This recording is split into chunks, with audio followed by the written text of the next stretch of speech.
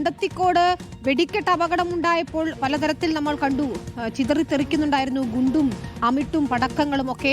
ഒരു ഗുണ്ട് വന്ന് പതിച്ചത് സെൽജോ ഫ്രാൻസിസ് എന്നയാളുടെ വീട്ടിലാണ്. ടെറസിലുണ്ടായിരുന്ന കിടക്കയിൽ ഗുണ്ട് വന്ന് വീണതോടെ പുക ഉയർന്നു തുടങ്ങി. വീട്ടിലെ ചുമരുകൾക്ക് വിള്ളൽ വന്നു. രണ്ടാം തവണ പൊട്ടിത്തെറി ഉണ്ടായപ്പോൾ വീട്ടിലെ മുഴുവൻ വാതിലുകളും ജനാലകളും തകർന്നു. വീട്ടിലെ ഏതാനും പേർക്ക് നേരിയ തോതിൽ പൊള്ളലേൽക്കുകയും ചെയ്തു. ഷഹദ് അവിടെ പോയി പകർത്തിയ ദൃശ്യങ്ങളും റിപ്പോർട്ടും കാണും.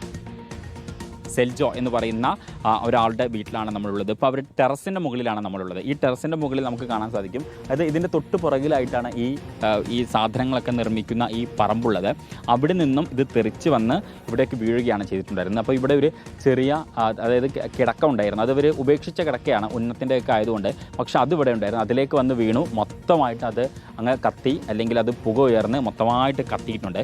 പക്ഷേ ഇതല്ല ഇവിടുത്തെ ഭീകരമായിട്ടുള്ള ഒരു കാഴ്ച എന്ന് പറയുന്നത്. കാഴ്ച മറ്റൊന്ന്, കാരണം നമുക്ക് ദൃശ്യങ്ങളിൽ കാണാൻ സാധിക്കും ഇതിൻ്റെ ചീളമൊക്കെ ഇപ്പോഴും ഇവിടെ തന്നെയുണ്ട്. മാത്രമല്ല ഇത് പൂർണ്ണമായിട്ടും അണഞ്ഞിട്ടില്ല. ആ ഒരു ഗന്ധം, ആ ഒരു മണം അത് ഇപ്പോഴും ഇവിടെ തന്നെയുണ്ട്. പക്ഷേ ഭീകരമായിട്ടുള്ള കാഴ്ചകൾ എന്ന് പറയുന്നത്, നമ്മൾ ഈ താഴെ കാണുന്ന ഈ മരം അത് ഇവിടുത്തെ വാതിലിൻ്റെതാണ്. ഇവിടെ ഉണ്ടായിരുന്ന ഈ വാതിലിൻ്റെ ഒരു ഭാഗത്തിൻ്റെ ഒരു ഭാഗം മാത്രമാണിത്. ഇവിടെയുള്ള ഈ ഫ്രെയിം മൊത്തമായിട്ട് തകർന്നിട്ടുണ്ട്. ഒപ്പം തന്നെ ഈ ചുമര് മൊത്തമായിട്ട് ഇളകി പോന്നിട്ടുണ്ട്.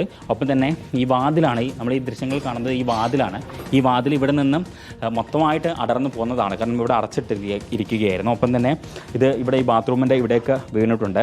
ഒപ്പം തന്നെ ഇവിടെ ഈ റൂമിന്, അതായത് ഈ റൂമിൻ്റെ ഡോറാണ് ഈ പൊളിഞ്ഞ് താഴെ കിടക്കുന്നത്. മറ്റൊന്ന് ടെറസിലേക്ക് ചെല്ലുന്ന സമയത്തുള്ള ഡോറ്, അതാണ് പൂർണ്ണമായിട്ട് ഇവിടെ നമുക്ക് ദൃശ്യങ്ങൾ കാണാൻ സാധിക്കും. ഇതൊക്കെ പൂർണ്ണമായിട്ടും പൊളിഞ്ഞ് ഈ സിമൻ്റൊക്കെ പുറത്തേക്ക് വന്നു. ഒപ്പം തന്നെ ഇതിൻ്റെ ഫ്രെയിം പൂർണ്ണമായിട്ടും പൊളിഞ്ഞ് താഴത്തേക്ക് പതിക്കുന്ന ഒരു സാഹചര്യമുണ്ട്. ഭാഗ്യത്തിന് ഈ റൂമിൽ ഈ സംഭവം നടക്കുന്ന സമയത്ത് ആരും തന്നെ ഉണ്ടായിരുന്നില്ല. പക്ഷേ ഇതിൻ്റെ തൊട്ട അപ്പുറത്തെ റൂമിൽ ആളുണ്ടായിരുന്നു. പക്ഷേ ഈ സംഭവം നടക്കുന്നതിൻ്റെ ഏകദേശം മിനിറ്റുകൾക്ക് മുൻപ് അദ്ദേഹം ഇവിടെ നിന്ന് താഴത്തേക്ക് പോവുകയാണ് ചെയ്തിട്ടുണ്ടായിരുന്നത്. പക്ഷേ ആ റൂമിന് കാര്യമായിട്ട് കേടുപാടുകളൊന്നും തന്നെ സംഭവിച്ചിട്ടില്ല. അപ്പം ഈ സംഭവം നടക്കുന്ന സമയത്ത് ഈ വീട്ടിലുണ്ടായിരുന്ന യുവാക്കളൊക്കെ ഇപ്പം ഇത് എപ്പോഴായിരുന്നു ഏകദേശം സംഭവിച്ചിട്ടുണ്ടായിരുന്നത്?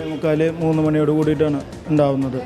അവിടെ നിന്ന് ഒരു 6-7 മിനിറ്റോളം നല്ല സൗണ്ടോടെ പൊട്ടുമായിരുന്നു. ഇവിടെ ഈ ചില്ലുകളൊക്കെ കാണാം, അതായത് കറുത്ത ചില്ലാണ്. നമുക്കിതാ ഈ ജനാല തുറന്നു കഴിഞ്ഞാൽ കാണാം, ഇതിന് മുഴുവനായിട്ടും ഗ്ലാസ് മുഴുവനായിട്ടും പോയിട്ടുണ്ട്. താഴത്തേക്ക് നമുക്ക് പോവാം. പക്ഷേ ഇവിടെ ഈ പോകുന്ന വഴിയിലൊക്കെ ഈ ജനൽ ചില്ലുകളൊക്കെ നോക്കിയാൽ കാണാം എത്രത്തോളം ഭീകരമാണ് ഇവിടുത്തെ സ്ഥിതി എന്നുള്ളത്. ഒപ്പം തന്നെ ഇവിടെ ഈ താഴെ മൊത്തം ഈ ഗ്ലാസ് പൊട്ടി ചിതറി കിടക്കുന്നുണ്ട്. ഒപ്പം തന്നെ താഴത്തേക്ക് പോയി കഴിഞ്ഞാൽ താഴത്തും സമാനമായ രീതിയിൽ തന്നെ ഇവരുടെ ഡോറൊക്കെ തകർന്നിട്ടുണ്ട്. ഒപ്പം തന്നെ ഇവരുടെ ഡൈനിങ് ഹാളിലുള്ള ഗ്ലാസ്സുകളൊക്കെ മൊത്തമായിട്ടും പൊളിഞ്ഞിട്ടുണ്ട്. അതൊക്കെ ഇപ്പോഴും അതുപോലെ തന്നെ നിൽക്കുകയാണ്, നമുക്ക് ദൃശ്യങ്ങളിൽ കാണാൻ സാധിക്കും. കാരണം ഈ ഗ്ലാസ്സൊക്കെ തന്നെ മുഴുവനായിട്ടും തകർന്ന് ജനൽ ചില്ലുകൾ താഴെ പതിച്ച ഒരു സാഹചര്യമാണ്. ഇത് അടുക്കളയുടെ ഡോറാണ്. ആ അടുക്കളയുടെ ഡോറാണ് പൂർണ്ണമായിട്ടും ഇത്തരത്തിൽ തകർന്ന് ഫ്രെയിം മാത്രമല്ല. എന്തായിരുന്നു ശരിക്കും ആ ഒരു സമയം? കാരണം താഴത്തായിരുന്നു തോന്നില്ല എല്ലാവരും. ഞങ്ങൾ ഇവിടുന്ന് ചായ വെച്ച് അങ്ങനെ അങ്ങോട്ട് ഹാളിലേക്ക് പോയി. ആ സമയത്ത് അങ്ങനെ പൊട്ടി ഉണ്ടായത്. അവിടെ പൊട്ടി ഇവിടെ പൊട്ടി എന്നൊക്കെ കേട്ടുള്ളൂ. പക്ഷെ ഇപ്പോഴാണ് നമ്മളതിൻ്റെ ഒരു ഭീകരത മനസ്സിലാക്കുന്നത്. ക്യാമറമാൻ ഷബീറിനൊപ്പം reporter Shahad Rahman, in reporter, Thrissur.